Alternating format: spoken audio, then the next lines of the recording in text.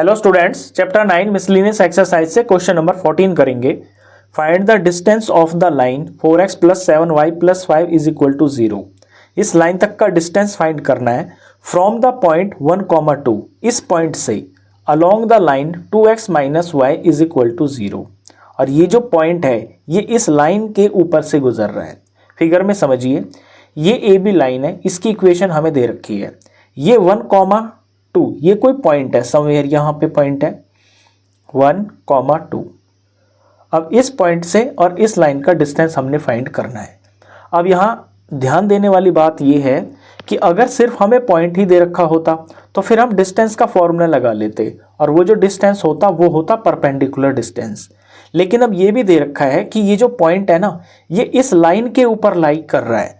अब ये जो लाइन है ये हमें पता नहीं है ये किस तरह से बनेगी। यहाँ पे ये लाइन किसी भी तरह से हो सकती है। लेट्स सपोज ये लाइन ऐसे भी हो सकती है, ये लाइन ऐसे भी हो सकती है, ये ऐसे भी हो सकती है।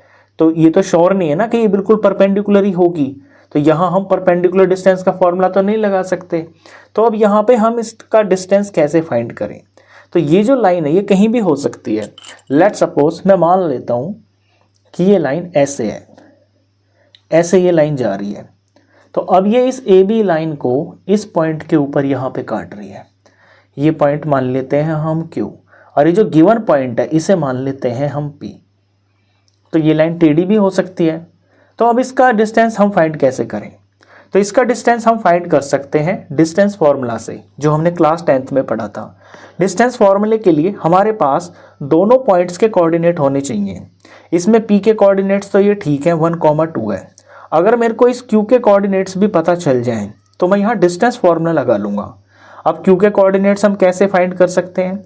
देखिए, ये जो PQ लाइन है और जो AB लाइन है ये दोनों यहाँ इस पॉइंट Q के ऊपर इंटरसेक्ट कर रही हैं।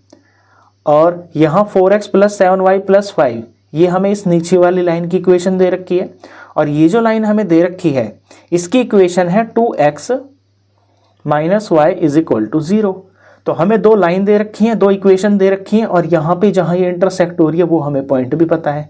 तो ये जो पॉइंट के कोऑर्डिनेट्स होंगे ये इन दोनों लाइन को सेटिस्फाई करने चाहिए, क्योंकि जब लाइन्स इंटरसेक्ट होती है तो वहाँ यूनिक सॉल्यूशन होता है। तो इन दोनों इक्वेशंस को सॉल्व करके एलिमिनेशन मेथड से मैं इसमें से x और y की वैल्यू निकाल लूँगा।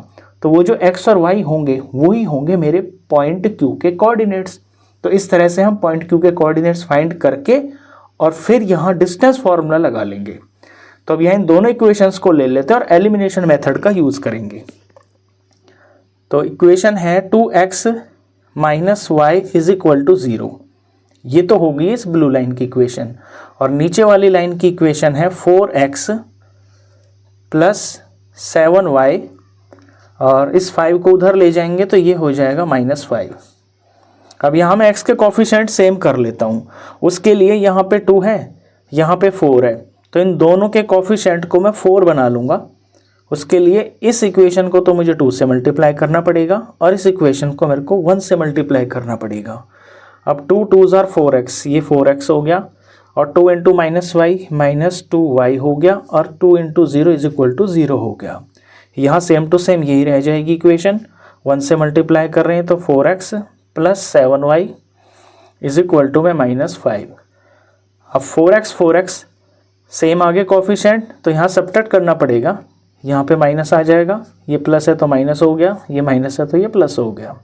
4x से 4x कैंसिल हो गया, -2y -7y ये हो गया -9y = यहाँ ये प्लस का 5 हो गया। तो y की वैल्यू आ गई है ये 5, -9 नीचे चला जाएगा तो यानी कि ये -5/9 आ गया। y की वैल्यू आ गई है। y की वैल्यू को हम किसी इक्वेशन में फिल करके x पता कर लेंगे। Now put y = -5/9 in equation, इसमें रख लेते हैं, ये छोटी सी इक्वेशन है 2x - y = 0। ये 2x हो गया, ये माइनस हो गया। y की जगह हमें फिल करना है -5/9 = 0 हो गया। तो ये 2x minus into minus plus हो गया, ये 5/9 हो गया = में 0। नेक्स्ट स्टेप में ये 2x हो गया, इसको इधर शिफ्ट करेंगे तो ये हो जाएगा -5/9। अब x की वैल्यू चाहिए, x को बचा लेंगे, 2 यहाँ मल्टीप्लाई में, दूसरी तरफ जाकर ये डिवाइड में हो जाएगा, -5/9, इसके डिवाइड में ये 2 लग जाएगा। तो यहाँ से x की वैल्यू आ गई है -5/9 2s are 18। तो x की वैल्यू आ गई है, y की वैल्यू आ गई है। इट मीन्स जो यहाँ पे ये Q पॉइंट है, इस Q पॉइंट के कोऑर्डिनेट्स हमें पता चल गए हैं। जो x तो है -5/18 और y है -5/9। अब हम यहाँ डिस्टेंस का फॉर्मूला लगा लेंगे। अब हमने पी क्यू ये डिस्टेंस फाइंड करना है और पी और क्यू के दोनों कोऑर्डिनेट्स मैंने यहाँ पे शीट पे उतार लिए हैं। तो अब डिस्टेंस फॉर्मूला लिखते हैं पहले तो पी और क्यू के बीच का डिस्टेंस निकालना, यानी कि हमें पी क्यू फाइंड करना है। डिस्टेंस फॉर्मूला आपको लर्न होगा, नहीं तो देखिए एक बार, x2 - x1 का होल स्क्वायर प्लस में y2 - y1 का होल स्क्वायर, और ये सब होता है अंडर रूट के अंदर। यहाँ पे ये जो p के कोऑर्डिनेट्स हैं इन्हें मैं x1 और y1 ले लेता हूँ और q के कोऑर्डिनेट्स को मैं x2 और y2 ले लेता हूँ। अब वैल्यू फिल करते हैं, तो P Q is equal to under root में x2 है -5/18, इसमें से माइनस करना है x1 जो कि है 1 और इसका फिर होल स्क्वायर, प्लस में ब्रैकेट में y2 है -5/9, माइनस करना है y1 जो कि है 2 और इसका होल स्क्वायर। अब सिंप्लीफाई करेंगे तो P Q is equal to under root के अंदर देखिए यहाँ 18 और इसके नीचे कुछ नहीं है तो 1, इनका एलसीएम आ गया है 18। ऊपर में 18 को 18 से डिवाइड करेंगे 1 आएगा, 1 को फिर -5 से मल्टीप्लाई करेंगे तो -5 ही आ जाएगा। यहाँ 18 को 1 से डिवाइड कर 18 आएगा और 18 को -1 से मल्टीप्लाई करेंगे तो -18 आ गया और इसका ये होल स्क्वायर है। प्लस में इस तरफ 9 और इसके नीचे कुछ नहीं है तो 1 है, 9 और 1 का एलसीएम 9 आ गया, 9 से 9 कट गया, ऊपर -5 आ गया। यहाँ 9 1 से डिवाइड करके 9 आ गया और 9 2s are 18 हो गया, तो यहाँ माइनस का 18 हो गया और इस सब का है होल स्क्वायर। नेक्स्ट स्टेप में P Q is equal to under root के अंदर ऊपर 18 और 5 दोनों नेगेटिव हैं, इनका सम हो जाएगा माइनस का 23 और अपॉन में है ये 18, इसका ये होल स्क्वायर हो गया। प्लस में यहाँ -18 -5 ये भी माइनस का 23 हो गया और अपॉन में ये 9 है, इसका होल स्क्वायर हो गया। अब यहाँ आके आपको थोड़ा सा ध्यान देना है कि ऊपर की वैल्यू बिल्कुल सेम है, -23 है -23 है, नीचे 18 है और ये 9 है और 9 2s are होता है 18, यानी कि इन दोनों नंबरों के अंदर जो है -23 अपॉन में 9 कॉमन आ रहा है, ये हम कॉमन ले लेते हैं। तो P Q is equal to under root के अंदर -23 अपॉन में 9 और इसका होल स्क्वायर। इतनी जो चीज़ है ये दोनों में से कॉमन आ रही है। अब कॉमन आ रही है तो पहली टर्म में देखिए क्या बचेगा, यहाँ से -23 तो हमने बाहर ले ही लिया है तो यहाँ ऊपर से बचेगा 1। यहाँ 9 2s are 18 होता है, 9 बाहर है तो यहाँ पे 2 रह जाएगा, अपॉन में यहाँ 2 रह गया और क्योंकि ये स्क्वायर में है तो इसका हम स्क्वायर करेंगे, ये जो वैल्यू बची है ये स्क्वायर वाली बची है।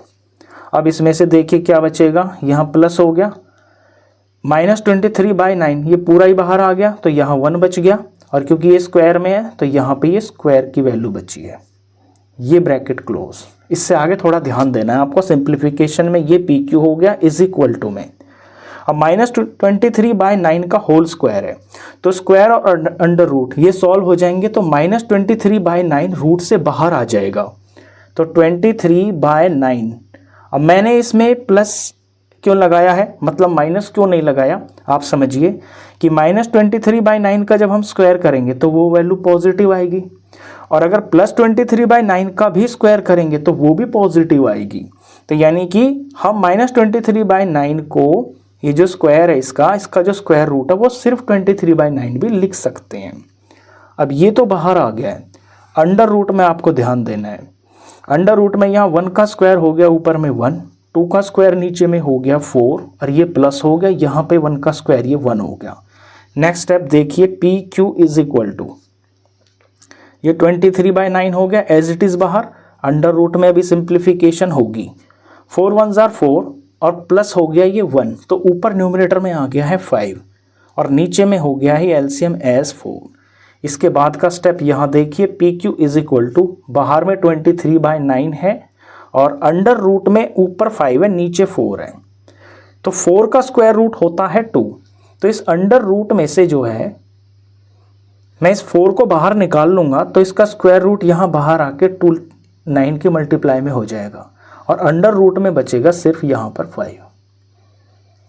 इट मीन्स पी क्यू की वैल्यू आ गई है 23/9 2 ये 18 हो गया और under root 5 as it is इसके प्रोडक्ट में आ गया।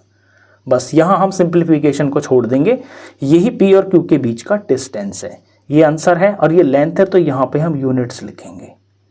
ये इसका फाइनल आंसर, क्वेश्चन खत्म।